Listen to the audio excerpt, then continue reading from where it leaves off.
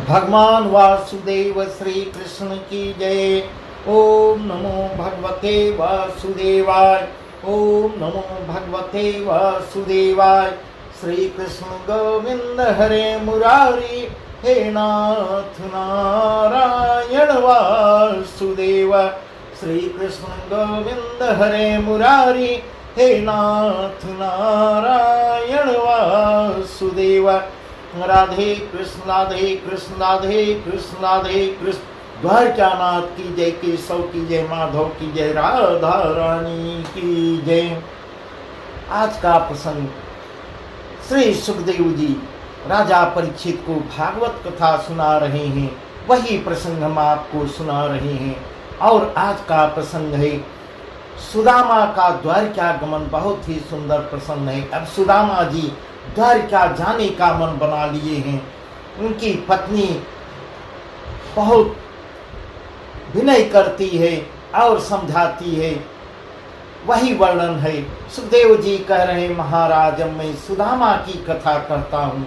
जैसे प्रभु के पास गए सुदामा और दरिद्र कटा है उनका, वही प्रसंग हम आपको बता रहे हैं। इस प्रकार कह रहे हैं, दक्षिण दिशा की ओर एक द्रविड़ देश है। वहाँ विप्र और वणिक बसते थे। नरेश जिनके राज्यों में घर घर होता था, हरि का भजन होता था। बहुत ही सज्जन लोग वहाँ रहते थे और हमेशा भगवान का कीर्तन भजन करते, सुमिरन तप यज्ञ धर्म और साधु गौ ब्राह्मण का सम्मान करते थे। ऐसे बसे सबई ठोर, हर बिन कछु न जाने। और हर के बिना, हर के सिवा कुछ और नहीं जानते थे। बहुत ही सुंदर देश था। उसी देश में सुदामा नामक एक ब्राह्मण, जो कृष्ण का गुरु भाई भी था, ऐसा सुखदेव जी कह रहे हैं। अति दीन धनहीन तन छीन, महादरिद्र ऐसा कि जिसके घर पे न घास खाने को, ऐसा सुखदेव जी कह रहे हैं। उनके घर में घास खाने को भी कुछ पास में नहीं था। कुछ पास में इतना दरिद्र थे, खाने के लिए भिक्षा मांग के लिए आते थे। भिक्षा मिल गई तो ग्रहण कर लेते थे, नहीं मिली तो भूखे सो जाते थे। पूरा परिवार ऐसे सोता था। ऐसा सुखदेव जी कह रहे हैं। बहुत ही दरिद्र थे, परंतु हरि नाम में इतने धनी थे, इतने धनी थे कि उसका भी वर्णन आगे होगा। एक दिन सुदामा की स्त्री दरिद्र से अति घबरा के, अपनी दरिद्रता से इतने घबरा के, महादुख पाके निकट जाके करीब से बोलती है, डरती हुई कांपती हुई। क्योंकि सुदामा जी बहुत बड़े स्वाभिमानी थे और क्रोधी भी थे। इस प्रकार अब इस दरिद्र के हाथ से महादुख पाती हूँ, जो आप इसे खोया चाहिए तो मैं आपको एक उपाय बताती हूँ। तब वह ब्राह्मण सुदामा बोलता है, क्या उपाय बता रही हो? उसने कहा, तुम्हारे परम मित्र त्रिलोकीनाथ द्वारकानाथ जो कहलाते हैं, द्वारकावासी श्री कृष्ण जी आनंद कंद है, जो इनके पास चले जाओ तो यह दरिद्र भी दूर हो जाएगा। क्योंकि वे अर्थ धर्म काम मोक्ष के दाता हैं। महाराज जब ब्राह्मणी ऐसे उनसे विनय करती है, समझाती है और बहुत आग्रह करती है, तब सुदामा कहते हैं, हे प्रिय, बिना दिए, बिना कुछ दिए ईश्वर भी, श्री कृष्ण भी किसी को कुछ नहीं देते। पहले दिया जाता है तब वापस वो देते हैं। मैंने अपने जिंदगी में जन्म भर मैंने किसी को कुछ दिया ही नहीं है। ऐसी अपनी दरिद्रता और अपनी हीनता बता रहे हैं। मैंने अपनी जिंदगी में किसी को कुछ नहीं दिया है। बिना दिए कहाँ से पाऊंगा? तेरे कहने पर चला तो जाऊंगा, श्री कृष्ण के दर्शन कर आऊंगा। इस प्रकार मन ही मन प्रसन्न भी हो रहे हैं, कृष्ण के दर्शन तो हो जाएंगे। इतनी बात सुनते ही ब्राह्मणी ने आज पुराने कपड़े में, वस्त्र में थोड़े से चावल बांध देती है। प्रभु की भेंट के लिए डोरी लोटा लाठी ले आगे को बढ़ जाती हैं सुदामा। तब सुदामा लोटा कांधे पर और डालकर चावल की पोटली कांख में दबा ले, लाठी हाथ में लेके श्री गणेशाय करते हैं। श्री गणेश जी को मनन करते हुए श्री कृष्ण जी का ध्यान मन में रख के द्वारिकापुरी को चल देती हैं। रास्ते में चलते चलते सुदामा जी मन ही मन कहने लगे, भला धन तो मेरे प्रारब्ध में नहीं, पर द्वारिका जाने से इस प्रकार मन ही मन बहुत ही प्रसन्न हो रहे हैं। धन मिले चाहे न मिले, धन के लालची सुदामा जी जरा सा भी नहीं थे। धन क्या है उसके लिए वो कभी सोचते ही नहीं थे। इस प्रकार मन ही मन बहुत प्रसन्न हो रहे हैं।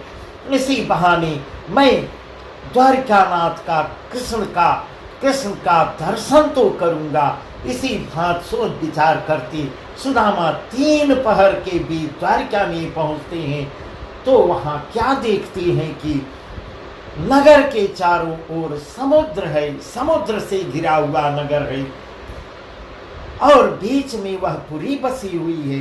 वह पुरी कैसी है कि जिसके चारों ओर वन उपवन फूल फल रहे हैं, आनंद ही आनंद दिखाई दे रहा है। प्रकृति अपनी पूरी शोभा सौंदर्य वहां बिछा दी है।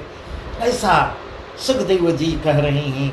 ऐसी कथा कर तब कह रहे हैं, हे राजन, सुदामा उपवन की शोभा देखकर और पुरी के अंदर जाती हैं, नगर के अंदर जाती हैं और देखते हैं तो कंचन के मणिमय मंदिर महा सुंदर जगमगा रहे हैं। ठाव ठाव इस प्रकार यदुवंशी इंद्र की सी सभा किए बैठे हैं। हाट बाट चौहट्टों पर नाना प्रकार की वस्तुएं बिक रही हैं। घर घर जिधर तिधर गौदान, हरि भजन और प्रभु के नाम का कीर्तन हो रहा है।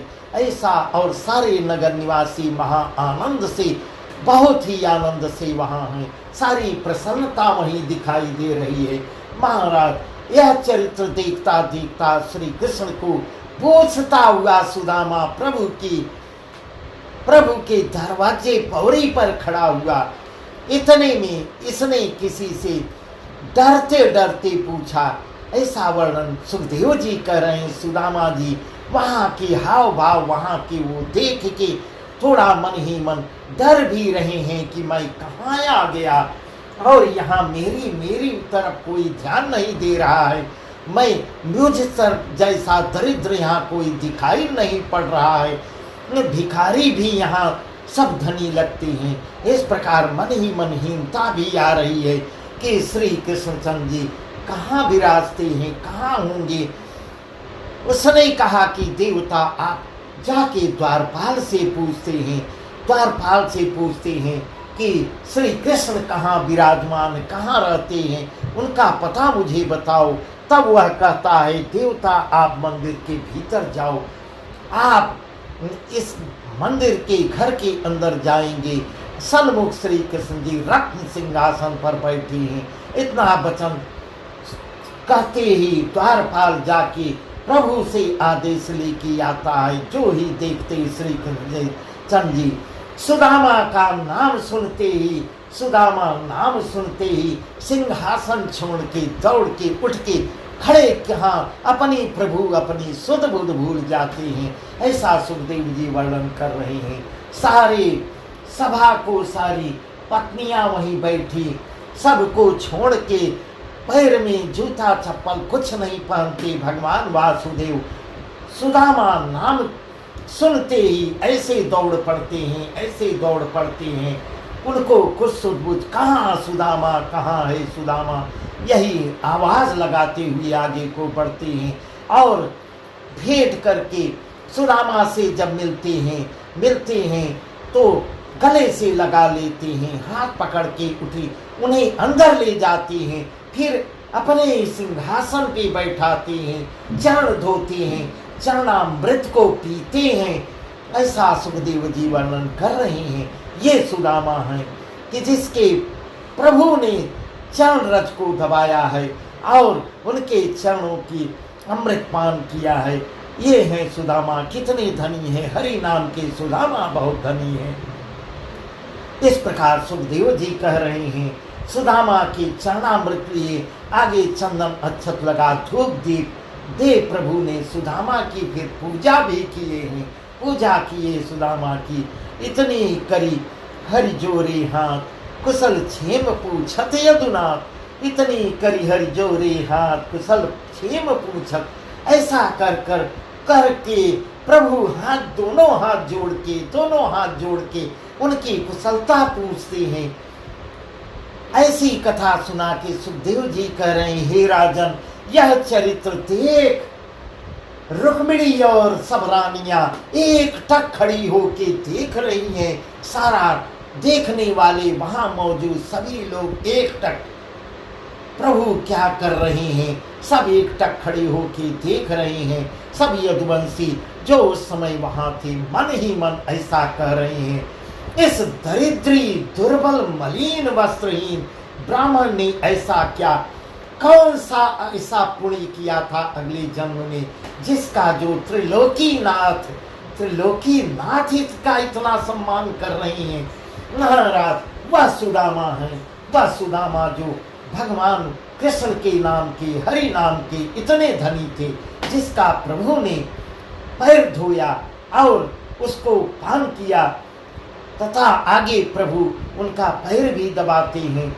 महाराज अंतर्यामी श्री कृष्ण उस समय सबके मन की बात समझकर, उनका जो दर्शक थे, जो वहां मौजूद थे, उनका संदेह मिटाने को सुदामा से गुरु के घर की बात करने लगते हैं। उन लोगों के मन को बहला देते हैं और कहते हैं, अपने गुरु की चर्चा शुरू कर देते हैं। भाई वह हमको बहुत सुधारती है, जो एक दिन गुरु पत्नी ने ईंधन लेने को हम लोगों को जंगल में भेजा था, वही वर्णन छेड़ देते हैं। जब वन में ईंधन लेने चले गए, तब आंधी और बहुत ही आंधी आती है, वर्षा होने लगती है, लगा मूसलाधार बरसने लगता है, जल बरसती है, जल चारों ओर, सब हम लोग जल से भीग के थर थर कांप रहे थे। चारों ओर भर आए, हम तुम भीग गए थे और बहुत ही दुख पाके, महादुख पाके, जाड़ा खा के रात भर एक वृक्ष के नीचे हम लोग बैठे रहे। हम दोनों वहां बैठे रहे और भोर ही गुरुदेव ढूंढते ढूंढते वन में आते हैं और अति करुणा कर आशीर्वाद देते हैं, हमें तुम्हें अपने घर लिवा जाते हैं। ऐसी कथा का श्री कृष्ण बोले, भाई जब से तुम गुरुदेव के यहाँ से बिछड़े हो, हे सुदामा, जब से वहाँ बिछड़े हो, तब से हमने समाचार आपका नहीं पाया कि कहाँ थे, कैसे समय बिताए, कैसे किए, क्यों अब आप दर्शन दिखा, तुमने हमें महासुख दिया है, इतने पहले क्यों नहीं आए और मेरा घर पवित्र कर दिया। इस प्रकार जब स्तुति करते हैं, विनय करते हैं, सब सुन सुन के और भी एक टक सुन ही रहे हैं, खड़े होके सारी रानियां, सब दर्शक देख रहे हैं, प्रभु जिसकी इतनी महिमा का वर्णन कर रहे हैं। ऐसा सुदामा कहते हैं, हे कृपा सिंधु। तब सुदामा कहते हैं, हे कृपा सिंधु दीन बंधु स्वामी अंतर्यामी, तुम सब कुछ जानते हो, मुझसे तो अनायास पूछते हो, तुम अंतर्यामी। संसार की कोई बात ऐसी है जो तुमसे छिपी हो और तुम मुझसे पूछ रहे हो मैं कैसे रहता हूँ, क्या करता हूँ। इस प्रकार कह रहे हैं। हे राजन अंतर्यामी श्री कृष्ण जी ने सुदामा की बात सुन और उनके मनोरथ समझकर हंसने लगे। कहा कि भाई भाभी ने हमारे लिए क्या कुछ भेंट भेजा है, सो देते क्यों नहीं। इस प्रकार हठ भी करते हैं और कांख में वो दबाते जाते हैं, वो कांख में हाथ लगा के उसको खींच रहे हैं। ऐसे वचन जब सुदामा तो सकुचा जाते हैं, सिर झुका के नीचे कर लेते हैं। प्रभु ने उठा के चावल की पोटली उसकी कांख से निकाल लेते हैं। बहुत ही सुंदर वन बहुत ही सुंदर प्रसंग है। फिर खोल के उसमें से अति रुचिकर 2 मुट्ठी चावल खाए हैं प्रभु, और ज्यों ही तीसरी मुट्ठी भरी है त्यों ही रुक्मिणी ने उनका हाथ पकड़ लिया। हर का हाथ पकड़ लेती है, क्योंकि वह भी तो देवी थी, महामाया थी, वह सब देख रही थी। ये सब कुछ देते चले जा रहे हैं, सुदामा को आज इन्होंने क्या कुछ नहीं दिया, अब कुछ नहीं बचेगा। इस प्रकार रुक्मिणी उनका हाथ पकड़ लेती है। महाराज, आपने 2 लोक इन्हें दे दिया, 2 लोक दे दिया, अपने रहने को कोई ठौर भी रखोगे, कहाँ रहोगे? इतनी बात रुक्मिणी के मुख से निकलते ही श्री कृष्ण ने कहा, हे प्रिय, हे प्रिय, मेरा परम मित्र है, आज मुझको कुछ दे देने दो। इस प्रकार तब भी बहुत ही जिद करते हैं। इसके गुण मैं कहाँ तक बखानूं, ऐसा बहुत ही सुंदर वर्णन है, बहुत ही सुंदर वर्णन है। यह कथा, इसकी आगे की कथा हम आपको कल सुनाएंगे। बहुत ही सुंदर वर्णन है। सुदामा और भगवान वासुदेव की मित्रता भी है। सुदामा जो है, सुदामा की भगवान वासुदेव पूजा स्तुति करते हैं, सुदामा जी भगवान की पूजा स्तुति करते हैं। यह मित्रता का परिचय बता रहे हैं। इस प्रकार आज का प्रसंग यहीं तक। आगे प्रसंग बहुत ही सुंदर है, जिसको हम कल बताएंगे। भगवान वासुदेव श्री कृष्ण की जय। ओम नमो भगवते वासुदेवाय। ओम नमो भगवते वासुदेवाय।